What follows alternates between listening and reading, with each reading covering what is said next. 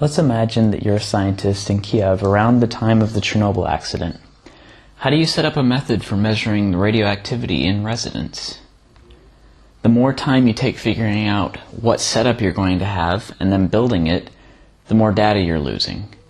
This was the situation scientists were in after the accident. The most important thing was to start collecting data and improve the methods later.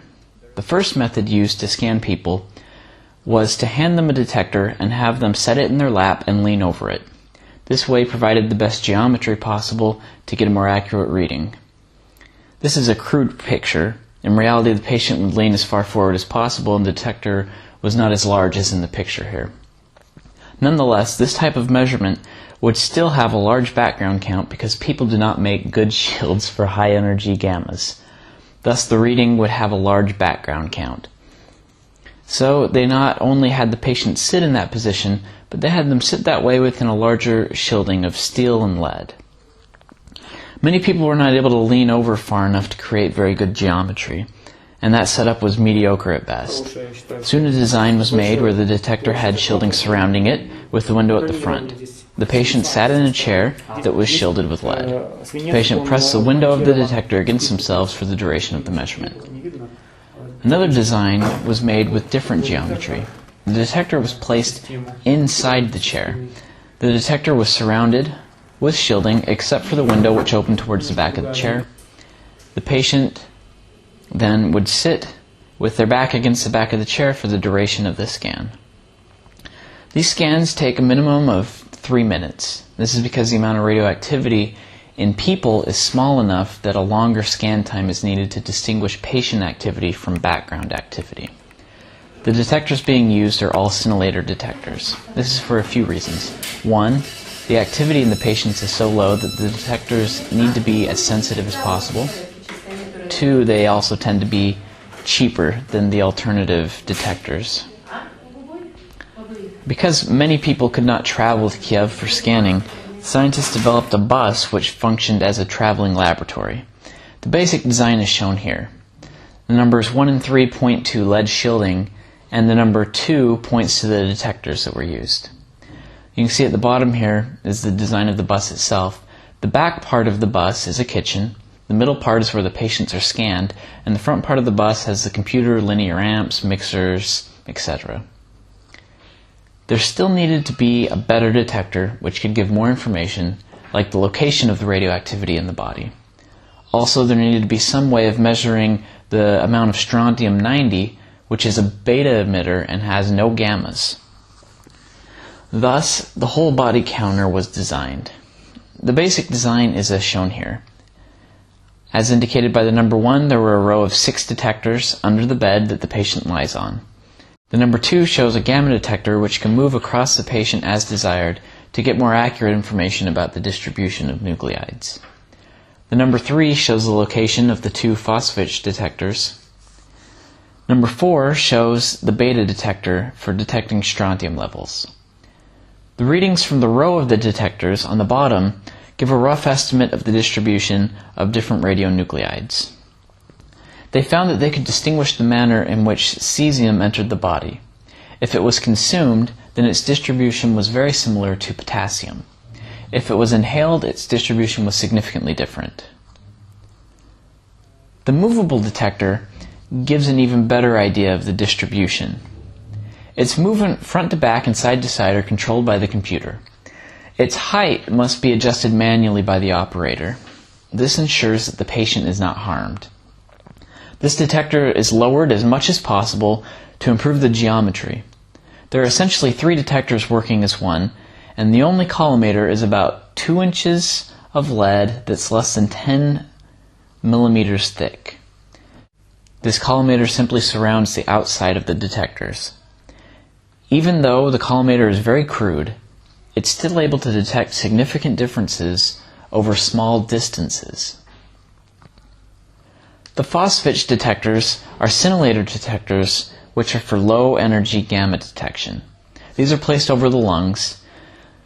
They're used to see if there is any americium-241 or plutonium in the lungs, along with other radionuclides. Occasionally cobalt-60 is found in the lungs of those who have done lots of work near the reactor. The fourth detector is the beta detector. The window of the detector is placed on the patient's forehead. Assuming the strontium is homogeneously distributed through the bones, their dose from strontium can be determined by the activity that is read from the forehead. The whole body counter is made of steel from decommissioned Soviet ships from after World War II. The floor, the ceiling, and the walls are all steel. There's lead lining on the inside of the doors to help better seal the openings of the counter. There's an additional door on the other side for patient safety. There's also a ventilation system, and a couple years ago, a webcam was installed within the whole body counter. While scanning, all the information from the detectors comes through the linear amps, through the mixers, into the analyzer, and then the computer. A standard scan, which involves the 6 detectors under the bed and the lung detectors, takes about 15 minutes. If the movable scanner is used, the scan can last from 30 minutes to an hour. The addition of the beta detector doesn't add any time. Currently, one of the 2 phosphate detectors for the lungs is being repaired, so they're working with only one. In order to determine factors for attenuation of particular radionuclides, these bricks are used. They have approximately the same nuclear density of the human body. They have holes where cylindrical sources can be placed. Sometimes they're used to build a human phantom. This is an example of one that they use here in this laboratory. For calibration and to determine the efficiency of the detectors, they had to design a phantom that would work effectively for this one-of-a-kind whole-body counter. They got some material and sewed their own human phantoms. They filled these suits with peas which had the same radioactive elements that they would be scanning people for. They took these peas from the exclusion zone, and they were able to scan them on their own enough times to get an accurate measurement of their activity, and then they could use the knowledge of the activity of that amount of peas to know the amount of activity that would be in the suits, and then they could then use the suits and find how much activity is detected and compare that to the amount of activity that they know is inside the suits. They made 6 different phantoms to approximate an array of ages and sizes. Another issue in determining the amount of cesium in a patient is the Compton plateau of the naturally occurring potassium. The red line in this picture is the background radiation. And we can see the cesium peak, but we don't know how much of that peak is made up from the photo peak of cesium and how much of it is contributed from potassium. I was scanned and told that they like to scan people from other countries where there is little contamination. My scan showed no detectable cesium and can be used statistically to determine how much of the cesium peak is cesium and how much is contributed from the Compton plateau of potassium. I asked Vadim to tell me about some of the problems that they might encounter here at the RCRM on a day-to-day basis. Here was one story that he told me.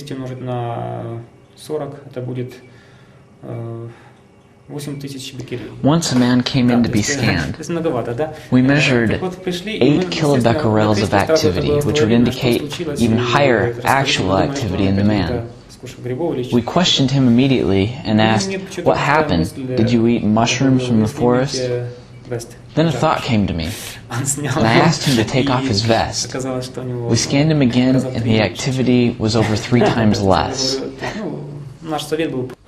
One of the mixers is broken here at the RCRM, so they've only been using the top 4 detectors of the row of 6.